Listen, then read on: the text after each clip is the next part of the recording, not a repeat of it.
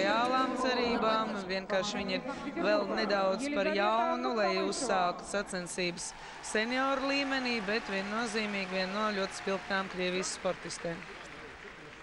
Lūk, jau mans pieminētā, arī mūsu pieminētā Elizita Tuktamiševa, viena no Krievijas jaunām cerībām, Adelīna Sotņikova. Mēs viņu redzēsim otrajā grupā, divas jaunās perspektīvās Krievijas sportistas, kuras šajā čempionātā lielā mērā nestartīja tikai tāpēc, ka viņām vēl 14 gadi. Nu, rīt viņas, tas ir nākamgad viņas varēs startēt. Nu, tagad jūs varat paskatīties, kāds ir viņu līmenis un salīdzināt. Es vairāk kāds stāstīt par viņām, bet laikam, kā saka, vienreiz redzēt ir labāk nekā šimts reiz dzirdēt.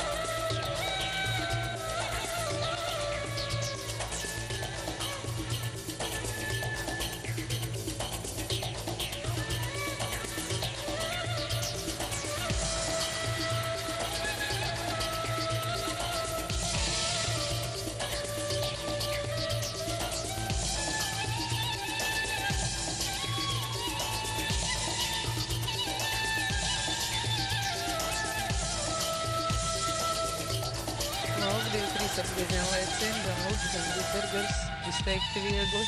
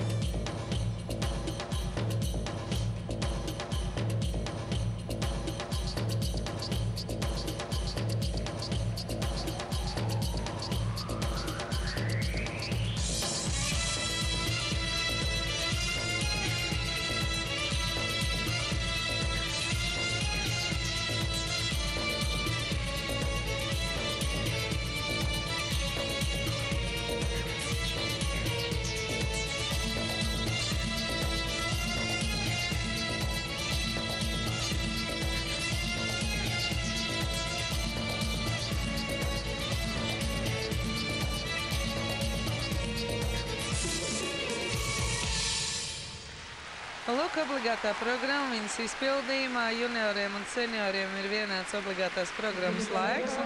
Tiešām redzējām, ka šī obligātā programma ir paraugu demonstrējuma cienīga gan artistiskuma, gan plastiskuma, gan elegances ziņā. Redzējām arī šos te sarežģītos gan Lucu, gan Rītbergeru. Protams, mazliet viņi vienkāršoja. Viena bija jālec kaskādē, otra tikai atsevišķi. Arī 2,5 apgriezienu akseļu vietā uztaisīja tādu akseli ar pusotru apgriezieniem un tādu pozu viss gaisa fāzes laikā. Viennozīmīgi skaists